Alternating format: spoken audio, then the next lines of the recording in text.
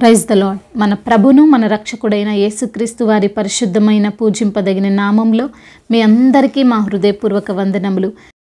ఈరోజు దేవుని వాక్యము, నీ సేవకుల కుమారులు నిలిచియుందురు, వారి సంతానము నీ సన్నిధిన స్థిరపరచబడును.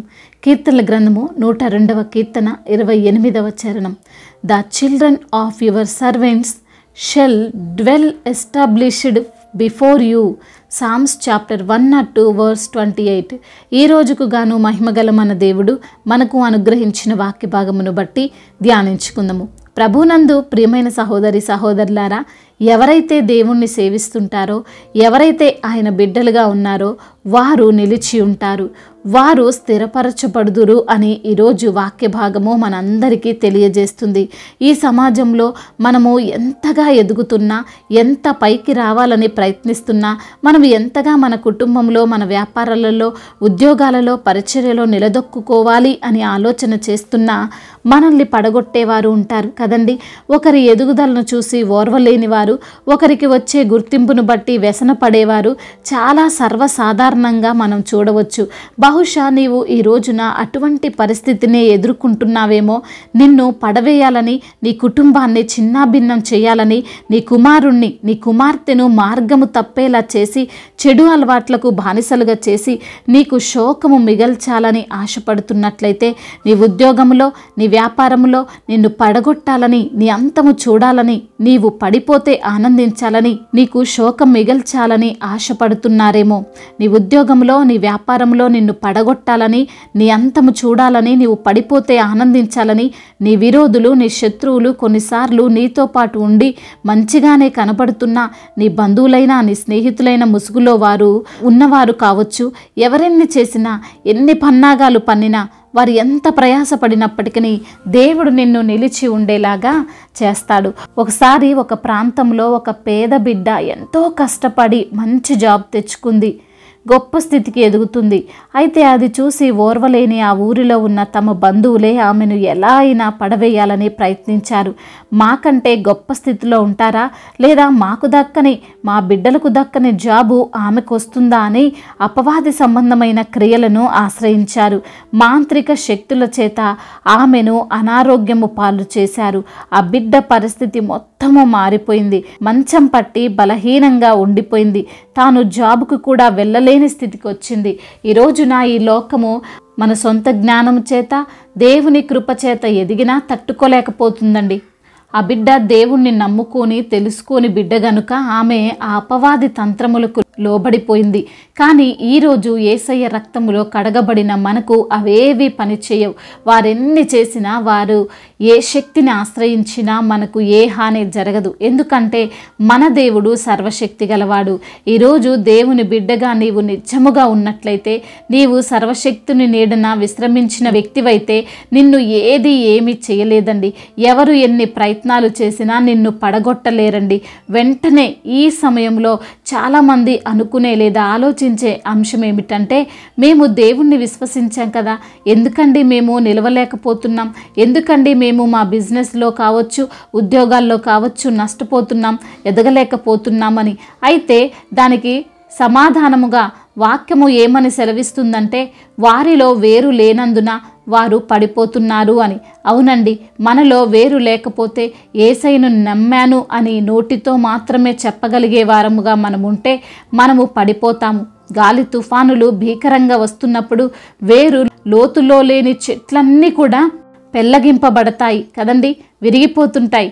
కానీ వేరు లోతుగా ఉన్న చెట్లు ఎంత గాలి తుఫానులు వచ్చినా అవి మాత్రం పెళ్ళగింపబడవు. ఈరోజు మనం కూడా అంతే. వాక్యము అనే వేరు మన లోపల నాటుకొని పోతే మన ఎదుట ఉన్న శ్రమలు, కష్టాలు, అనారోగ్యాలు ఏవైనా కావచ్చు, వాటిని మనము తట్టుకొని నిలిచి ఉండగలుగుతాం. లేదంటే చిన్న సమస్యకే, చిన్న అనారోగ్యానికి పడిపోయే వారంగా ఉంటాం. కాబట్టి ప్రతి విశ్వాసి వాక్యంలో స్థిరపడాలి. ఏది ఏమైనా, ఎవరెన్ని కుతంత్రాలు చేసినా నా యేసయ్య హస్తము నాకు తోడుగా ఉన్నది అని నమ్మాలి. ధైర్యముతో ముందుకు సాగాలి. అప్పుడు మనం నిలిచి ఉంటాం. మనము అలా ఉండడం వలన మనకే కాదండి, మన బిడ్డలకు కూడా ఆశీర్వాదం. వాక్యం సెలవిస్తుంది, వారి సంతానము దేవుని సన్నిధిలో స్థిరపరచబడుతుంది అని. మన పిల్లలు ఎక్కడెక్కడో స్థిరపరచబడాలి అని అనుకుంటాం.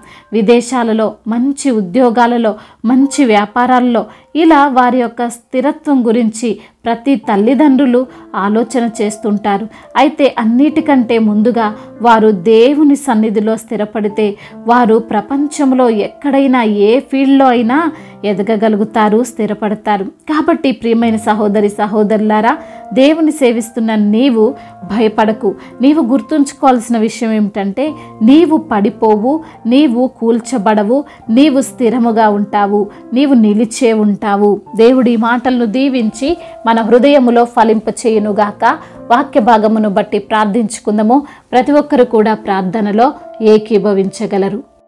ప్రార్థన. సర్వశక్తిమంతుడవైన దేవ, సకల ఆశీర్వాదములకు కారణభూతుడా, ప్రేమగల తండ్రి, కృపగలిగిన దేవ, జీవం కలిగిన మా తండ్రి, మీకు వందనములయ, స్తోత్రములు ప్రభువా. ఈ రోజున వాక్యము ద్వారా మీరు మాతో మాట్లాడి మమ్మల్ని బలపరిచి ధైర్యపరిచినందుకు స్తోత్రాలు ప్రభా.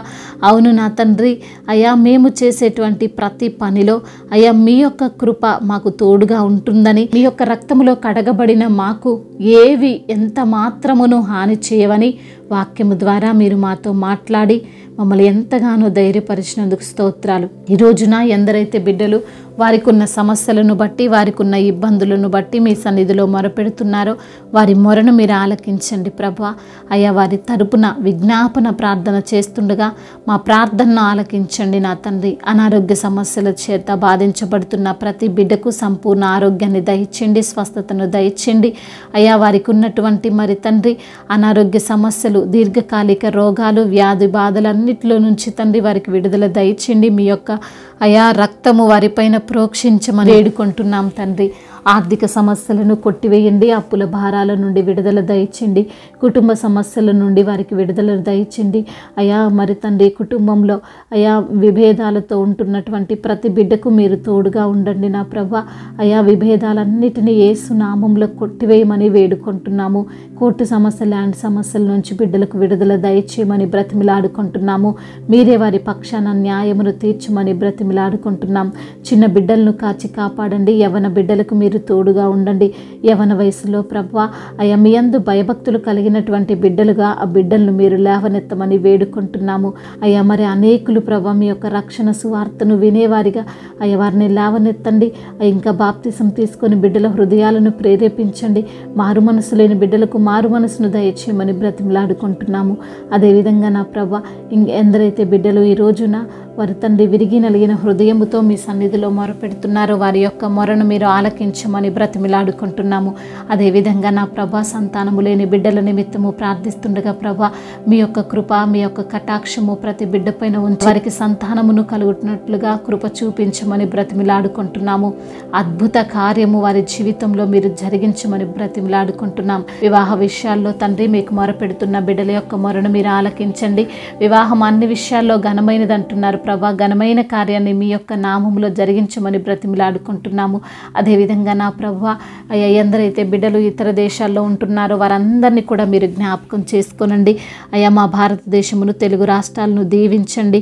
అదేవిధంగా ప్రభా అధికారులకు మీరు తోడుగా ఉండండి. మీ యొక్క జ్ఞానము చేత అయ్యా ఎలా ఈ దేశాన్ని నడిపించాలో, అయ్యా ఎలా అభివృద్ధి పరచాలో తగిన జ్ఞానాన్ని వారికి మీరు అనుగ్రహించమని బ్రతిమిలాడుకుంటున్నాం ప్రభా. అయ్యా మరి ఎందరైతే బిడ్డలు ప్రభా ఈ రోజున మరి తండ్రి ప్రయాణాల్లో ఉంటున్నారో వారందరినీ కూడా మీరు జ్ఞాపకం చేసుకొని ప్రభా అయా క్షేమకరమైనటువంటి ప్రయాణము వారు చేయులాగున సహాయము దయచేయండి. మీ యొక్క దేవదూతలను వారికి అయా కావలిగా ఉంచమని బ్రతిమిలాడుకుంటున్నాం ప్రభువ. అదేవిధంగా నా ప్రభ బిజినెస్ చేస్తున్న వారిని దీవించండి, చేతి పని చేసుకున్న వారిని ఆశీర్వదించండి. అయా మరి దైవజనులందరికీ మీరు తోడుగా ఉండండి. వారి యొక్క సంఘాలను విస్తరింప చేయండి. సంఘానికి మీరే శిరస్సు అయి ఉండమని వేడుకుంటున్నాం తండ్రి.